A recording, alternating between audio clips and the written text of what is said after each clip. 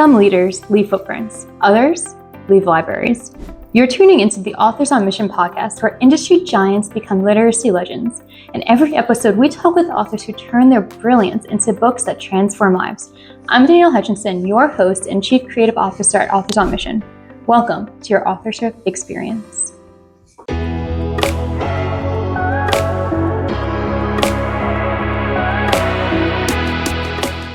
Hello, everybody, and welcome to the Authors on Mission podcast, the podcast committed to delving into top-tier insights and strategies employed by established experts to achieve success while aspiring other authors as well.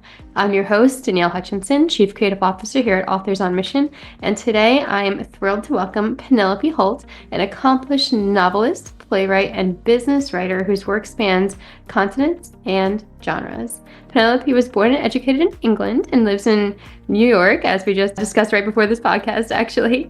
And I'm just looking forward to talking all about how she's graced stages from the Edinburgh Fringe Festival to New York's American Folk Theater. She has included many different works in her portfolio, including her most recent, The Angel Scroll, in addition to many others. So we're going to chat about all that today. And more so, I'm looking forward to talking about her writing process and everything in between. So without further ado, Penelope, it is a pleasure to have you on the show. Welcome. It's a pleasure to be here. Thank you. Of course. So, the first thing I always have to ask is if you were to give us a little bit of more information about you. You go from playwright to writing, but what brought you into this world? And, what kind of inspired you to put your, pen to the paper, so to speak? Reading, yes. Yeah. My mother read to me, and they say that readers are born on the laps of their mothers. And we had a little sweet shop in England next to a mill, a factory, and it was pretty isolated, and I couldn't go to school for a year. They didn't have a place for me. So my mother kept me occupied reading books. And I think if you love stories, then it kind of plants that seed of wanting to be a storyteller. And then in university, which was the University of York, which is a very ancient, it's a 2,000-year-old city in England, where the Romans, they used it as their sort of fortified camp when they invaded in 55 BC. That's how old it is. I got into playwriting, and a lot of university students go up to Edinburgh Fringe Festival. That's where you sort of make your bones. And I did some productions at the local theatre. And then I wound up moving to London, and then I wound up moving to LA. And then, because my boyfriend at the time was studying theatre at Cal Arts, and then I plunked down in Manhattan and got a job at the American Folk Theater, as they had like a playwright in residence, but quickly found out I couldn't make a living doing that. But an actress told me that a local PR firm was hiring like day workers to do editorial work and pitching. And so I thought, right, I'll get paid more to write. And then I kind of got pulled into business and advertising and marketing and writing copy and speeches and, business communications. But I figured I'm writing every day, even if I'm just writing the ingredient list on the bottom of a ketchup bottle, right, or the back of a ketchup bottle, because writers have to write. So, but as time went on and I sort of stabilized and had my family, I started to make more time again for fiction writing. And I actually got into writing biographies with people. I wrote a couple of biographies, one with the founder of the Harlem Gospel Choir, Alan Bailey, and one with Herman Rosenblatt, who had been in the Holocaust, and he kind of got into trouble because he went on the Oprah show and he sort of mixed in some fiction with his true Holocaust story. So I wound up doing a book with him, and then, got back into writing fiction proper. And The Angel Scroll, which Roundfire Books published last summer, is the most recent, and it's sort of like every author thinks they're going to have a magnum opus, and it's mine because I always say it's the book that I wrote the book that I wanted to read. So. Hey, I love that. And, first off, I kind of came full circle with that. You started off by talking about how reading inspired you to write, and then you finally were able to write that book you would love to read. So it's great that it did really come full circle. So yeah, I'm really looking forward to talking a little bit about this. I was scrolling through it a bit, and first off, many people would say that this book is a combination of kind of the Da Vinci Code and Eat, Pray, Love. So I think it's cool that you kind of combined these different genres. You know, you got some spiritual thrillers, some personal transformation. So was this inspired by your own life or maybe by something else? I'm kind of curious. Yeah, I wanted two sort of parallel stories. I wanted an inner journey, an inner spiritual journey, and an outer sort of mystery thriller, romance. So I sort of wanted these two parallel stories where the heroine, Claire Lucas, is going through this inner spiritual journey because her husband has died and she's mourning, but also have it be like a rollicking good. So that's why it's like Eat, Pray, Love, in that it's about a woman traveling the world to discover herself after a period of being, you know, a destabilization. But it's like the Da Vinci Code because it's like a rollicking good spiritual scavenger hunt around for religious artifacts around the world. But yeah, it deals with loss. I mean, I've had, especially over the COVID period, a lot of loss, and before that, you know, the loss of my parents. And I think bereavement, any kind of sort of shock to the system in your day-to-day life is sort of a wake-up call, you know, whether it's divorce or bereavement or bankruptcy or losing a job, or, you know, it sort of stops you in your tracks and kind of has you asking those deeper questions. So when Claire loses her husband, they're in their 30s, they're happily married, she thinks her happiness is going to go on forever. And then all of a sudden she loses him, and now she's got to create a new life for herself and work through grieving. So I think those are sort of meaty topics for a character arc, you know. Yeah, definitely. And, you know, I think what most people are particularly interested in is the idea that she is going all around the world on these different adventures. You know, I was looking through it, and we talked about this. She goes from the Dead Sea Scrolls, Hindu influences, on the essences, to Celtic droids, even sacred geometry. So this is all stuff that I never really even heard of before. So I'm sure there's a lot of research that went into this. Is that right? Yeah, well, I came up through the whole sort of New Age period, you know, where there was this explosion of tarot and crystals and Buddhism and meditation. And I think, you know, I was baptized a Catholic in school. And I think most people are on a spiritual journey. And back when, you know, you would just stay in your own faith tradition for your entire life, I think the modern life has put people on more of an eclectic journey. So they're exploring different faith traditions. That's what I did. And I'm always very curious about how people come to their spiritual beliefs and how it shapes their lives and affects them. Because Pascal said everyone's got a God-shaped hole in their heart, right? And so a lot of that, in terms of her inner journey, it's a lot of the research that I had done. I'd researched shamanism, I had researched Buddhism heavily, which I found was very helpful going through difficult times, depression or anxiety or loss. You know, the meditation aspect and the mind training, so that you're really helping your mind to be on a more positive footing. So others I hadn't researched, like the Druids and goddess worship. So I did that. That was a lot of research. So it was kind of a combination of all this stuff. I'd been my own bookshelf, you know, my own bookshelf is packed with comparative religion and, you know, different spiritual and metaphysical and philosophical books, plus some brand new stuff that I got into, which was the idea, the claim that Jesus went to India during his silent years after he was 12 and before he began his ministry. And then the belief that he may have been involved with the Essene cult that was influenced by the Egyptian mysteries and Hinduism, which came down through Moses, because Moses was the step-grandson of the Pharaoh. Remember the story of Moses in the bulrushes? Yeah. Yeah, so it's just fascinating how when you kind of follow the string right back to the beginning, a lot of, you know, modern religious beliefs have their roots sort of intertwined like that. So the research I just got lost in it. It was great. It was a treat. You know, it was. Yeah, no, it really must have been, because you not only get to learn about it yourself, but put it into the book and kind of embody it as you're writing it too. Because you know, of course, get immersed in it in the world. So yeah, really cool stuff. And to anybody listening, I mean, I didn't know a lot about this stuff, but looking through it, you instantly, not only are experiencing it through Claire's eyes, but you're also learning about it yourself. It's really cool.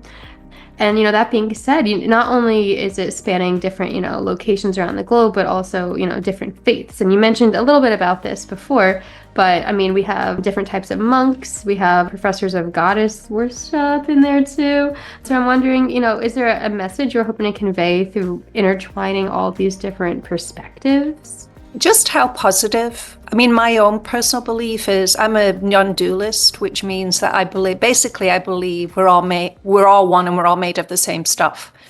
And the Eastern traditions express non-dualism well. In the book, the Buddhist monk says to Claire, we're all water. It's like the way we're all part of the water, but with these individual patterns of excitation that we call waves. So we look separate and different like waves, but we're all actually the water, which is like the simplest way of putting it. And she finds that comforting because when you just lost someone and they've been ripped out of your life, I mean, they were literally there and then they've disappeared, right? The idea that you're still connected to them somehow. So yeah, I found it, I think people who have a spiritual framework just lead happier, more content, optimistic lives, because you're being guided by perennial spiritual principles. The Benedictine monk tells Claire they're looking for these 3 paintings that are like miraculous. They're 3 of them put together like a visual gospel. And he says that he hopes the paintings will achieve Christ's commandments, which was very simple, to love God and love one another. It's very simple, but it's proved impossible. So he hopes that when these 3 paintings are found and people look at them, they'll have this transformative effect and people will find it much easier to love God, of their understanding, and love one another. So I just thought it was positive and uplifting, and it's that people crave miracles, a deeper understanding of the mysteries of life. What happens when we lose people? Will we see them again? So these are all the questions that Claire has, and she's on a journey to get answers. And she's meeting these different people, different monks, different faith traditions, and they're all telling her what she believes as she tries to figure out what she believes. And there's this supernatural element too, that she paints this painting that is miraculous. So I kind of wanted to bring in the like a supernatural element. So it's very grounded in reality and in her real life, but then these sort of psychic supernatural things are happening to her. Yeah, well, first off, I love that you shared a little bit about your own personal beliefs, and it really shows how it reflects in this work too.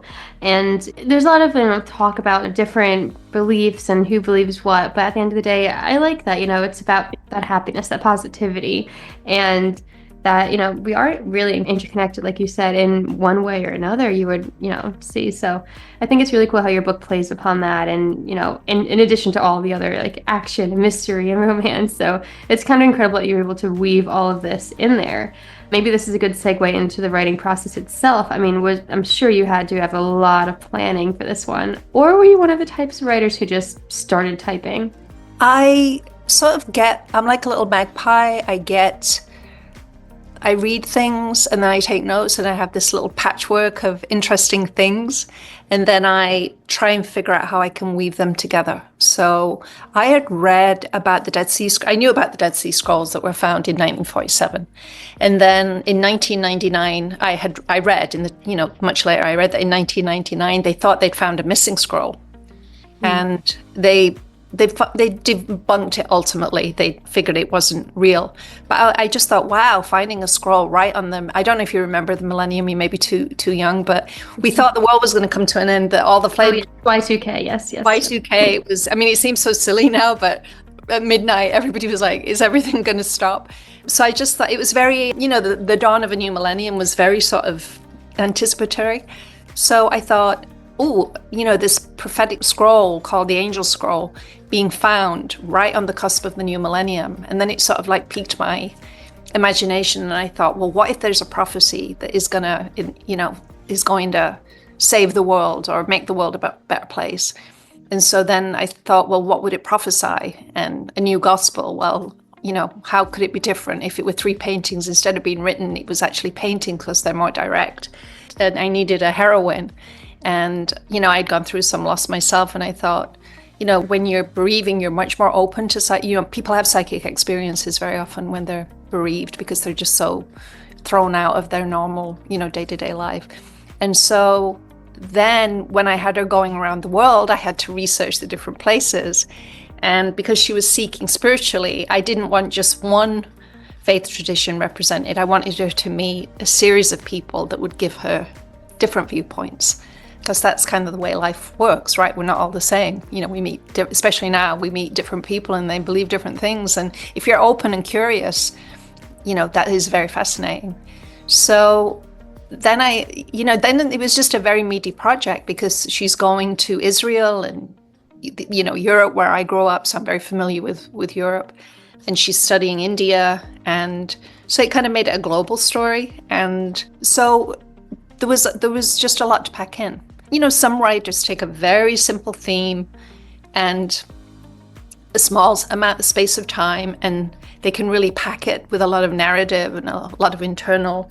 But I had a lot going on internally, and I had a lot going on in terms of the adventure. That's just, I just like I like the forward in a book. I like a page turner. I love when quite a few people who have read it said I couldn't put it down, which I think is the biggest compliment you can give a writer, that you just want to keep reading it because you want to find out what happens next, Yeah, definitely. And you clearly were able to do that by kind of, putting together your personal experiences and just everything in between. And I like the way that you really thought about, how you would have these visions. I think I might be saying the wrong word for how you referred to them as. But when I was looking through them, you kind of made it so that, is it spiritual? Is it part of her? Is it more medical? That sort of thing. Was that an intentional choice? Yeah, because there's an aspect of, we have philosophy, we have metaphysics, we have faith traditions, but then we also have materialists that boil everything down to the material. There is nothing supernatural. If you're having visions or you're seeing things, then there's something wrong with your brain. So that's where her doctor goes. Her doctor is like, this is a physical thing. She's having these visions, and he's saying, well, she actually does find out that she has a small aneurysm, but and that's sort of interesting for the reader, because now you're asking, because sometimes when people have problems with their brain, they have auditory visual hallucinations, Mm-hmm. So even the reader starts to ask, is she really having visions, or is there something wrong with her noggin, So you're going on the journey with her to find out. Yeah. But she runs into people like the woman who's the anthropologist of goddess worship and shamanism, who really believe in this power of the mind to kind of create reality, and to the belief in telepathy and belief in psychic experiences that we don't have simply because we don't know how to cultivate them. Whereas in more primitive societies or early civilizations, they may have had a focus on that, especially if you're living in the Amazon, and you need different senses, you need different sensory abilities. So the anthropologist starts to talk to her about that. And I think it's just interesting because you get stuck in your own worldview, and it's fascinating to speak to experts who can, let you know that there's more out there. Yeah, definitely. And again, it's all shown through this adventure that she goes on, and, traveling all these different places, experiencing these different religions. It all ties together very beautifully. So you've done a remarkable job with it. Do you happen to have a copy of the book with you by any chance? I did until yesterday. Oh. And I gave it to a friend. That's okay. We can show the cover, through the editing stage, everybody. I've had one right here when I've held it up, Exactly. That's okay, though. No big deal. So moving forward from that, though, I'm wondering, you wrote this book, and clearly you've always loved writing. You wanted to do this for a while. I have to guess you probably have another book in your mind that you've been thinking about. Well, after this one was published, I needed some light relief. So I wrote a tropey romance called Polly Wants a Lover. And I decided to do a romance series of women who want. So each story is driven by a woman she's just at that point in her life where she decides she wants an adventure, or she wants a husband, or That's cute. Okay. yeah. So are they all titled like so and so wants blank? yes, yeah. Okay. So that was just published in January. And actually, the publisher just did I was just listening to the AI generated audiobook on Kindle, because it was published as, this is interesting for new authors, it was published on print and Kindle, and now Kindle is actually offering AI voice. And so she sent me a copy to listen to. It's pretty good. I mean, it's getting better all the time. There's a little bit of an uncanny valley with some of the intonations and a couple of mispronunciations, but you can actually go in there and you can fix the pronunciation. But this is a real boon to writers, because you get the audio rights. Usually the publisher will give you the audio rights, but it can be quite difficult and expensive to get the audio production done. And more people are wanting audiobooks. So I think Kindle coming out with the AI voice and making it better and better and better, so that I think within a short time it's going to be indistinguishable from from a human narrator. So that's been a kind of an interesting experience. There are a few times you're listening and you're just like, "Ooh," that sounded like a clanger. But I would say that 90% of the time it sounds really good and really natural. So there's so many great tools for writers now. And AI, like for research, you can go and say, summarize everything, to know about the Druids, and you can get all of the major points, and then you can use that as a jumping off point, because it'll just search the internet for you, and it'll just summarize things for you, and it'll answer questions. So, ChatGPT and all of the AI I think it's just an incredible tool for writers. I think you've got to be careful. I know Amazon now are asking, did AI help you to write this book? Yes. And I'm not there yet, because I think sometimes if you kind of get stuck in noodling something, but there's a fine line between getting a little bit of editing help and actually at that point, you're not really writing the book, are you? Well, it's a big debate these days. I do agree with you, though. I think it's mainly for research purposes. It's the best way to use it. It's hard to get a human voice out of a robot. It's just, who knows down the road. But as of right now, I do agree the best quality is always going to come from the human voice. Yeah. And human storytelling. Yes, that's I think we're going to see this movement where people are really understanding where AI can actually play a role and enhance, but just be inadequate to take over what the human imagination and human experience. In Claire's case, this is a really human. This is not a robot. This is a woman who's just lost her husband, and she's having physical problems. So there's a lot of emotion in there that you need to convey clearly, which you do an excellent job of doing. Thank you.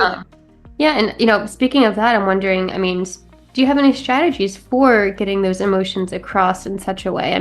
You have so much going on in the book, from different locations to different things to ponder, but you still have that emotional underlying there. So for anybody listening today, do you have any tips for making your book so powerful and passionate and emotional the way you did? Or is it perhaps your writing talents in there? I'd love to think it was my writing talent. But probably not. Or practice makes perfect, something along those lines. Or all the reading, perhaps. Yeah, it's like when some male authors are challenged to write women characters, and some women characters are challenged to write male characters, because it's just out of the realm of your own, I believe they call it lived experience, right? So everything that Claire is going through in the book, I have personally gone through. So I can actually put myself into that place and, well, not everything, but the loss and the questing and the searching and those answering those big questions and reading and talking to people and trying to figure it out. So the best thing, the perennial advice to any writer is write what you know. Yeah. Especially if you're early on, it's write what you know, write from your experience and make it as interesting and authentic as possible.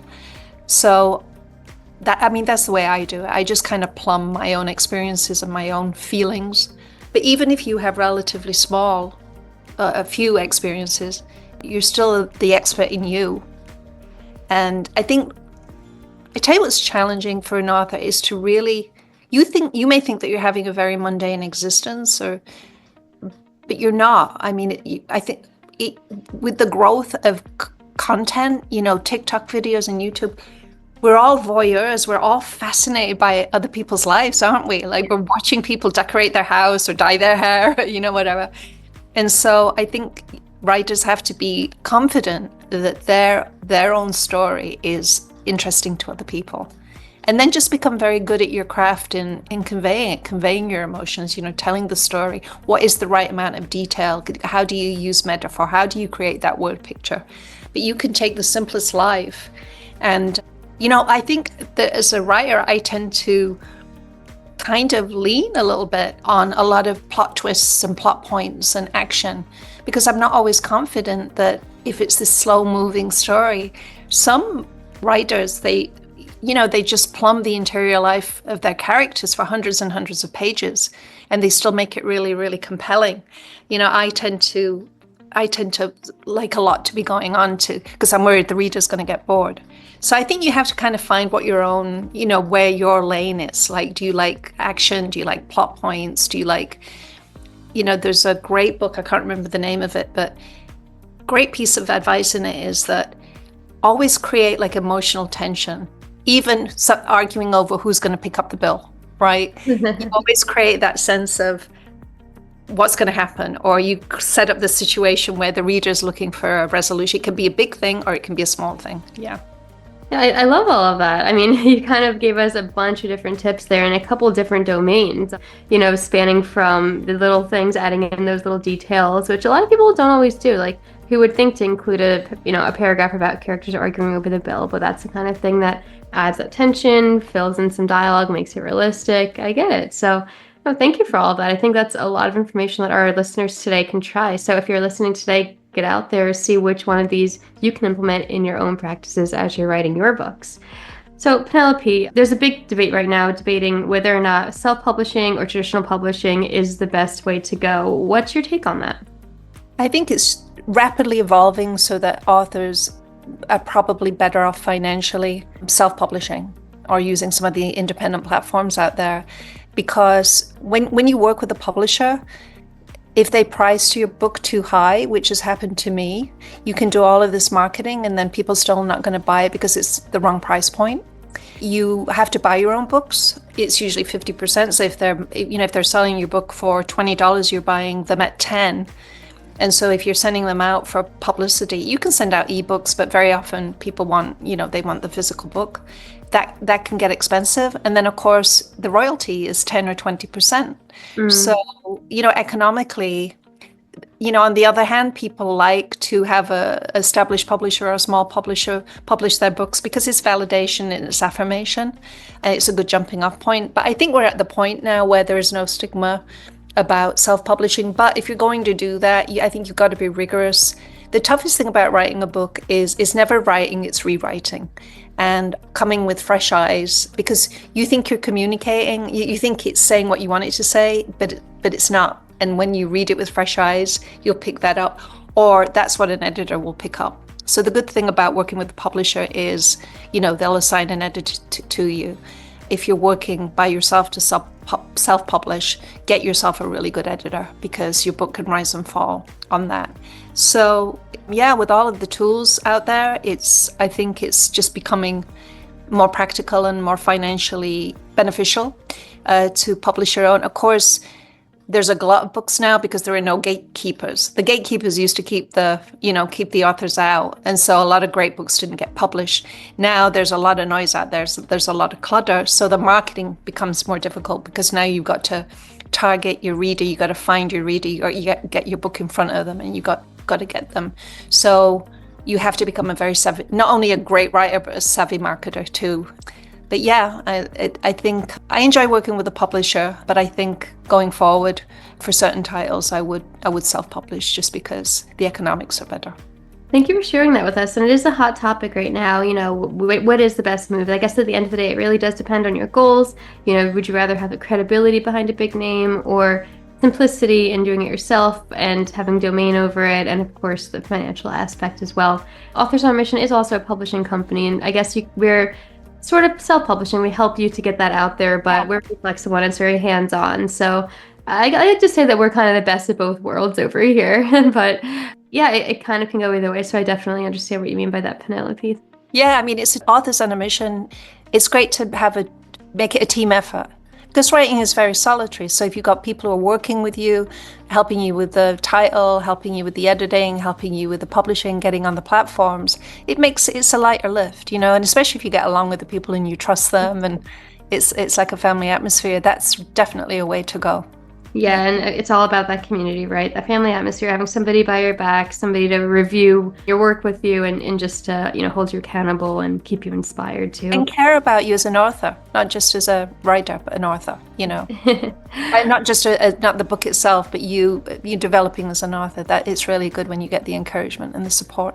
Of course. And because you never know what you're going to learn from somebody else or, what kind of insights you might retain. So definitely, I agree. Yeah. Penelope, now I'm wondering if people want to get in touch with you, maybe ask any questions, give feedback, or even check out the books themselves. What's the best way to get in touch and connect with you? My website is penelopeholt.com. I do my blogging, my books are there. And this is another, I've spoken to writers about marketing. And, one woman who's really excellent at writing and marketing, I think she's making $10,000 or $12,000 a month on Amazon because she's like churning out books. She said, pick one channel.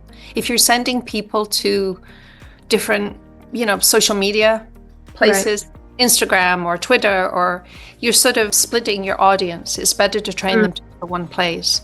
So I think some people successfully, market themselves across domains like that, but I set up penelopeholt.com. That's where people can reach me. They can tell me if they liked the book or if they didn't, and they can link to it. But I'm always interested to hear from other authors how they're using social media to market themselves. Are they in a lot of different places, or are they just funneling everybody into one place? Because there's a lot of noise and there's a lot of clutter. Yeah, I do agree with that, and it's hard to keep track of it all and keeping active in all of them as well. I know from experience there. I do know there is a growing book talk, a hashtag trend where people really do talk about books on social media and that sort of thing. But that being said, it is useful to have your website that people can go to. It's an easy one-stop shop. So yeah, we'll put the link to that in the description box. Everyone can go ahead and check it out. Yeah, if you've been inspired by this conversation, everybody, please click that link, check out the books. This book, it really is an amazing one. So much going on, so much emotion.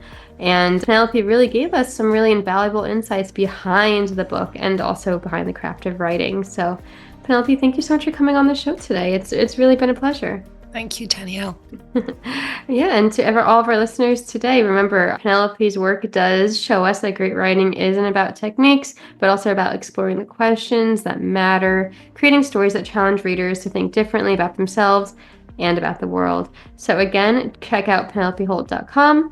And thank you again for sharing your wisdom and your experience with us. And listeners, please check out our other episodes. And remember, we don't merely discuss prominent authors and accomplished entrepreneurs.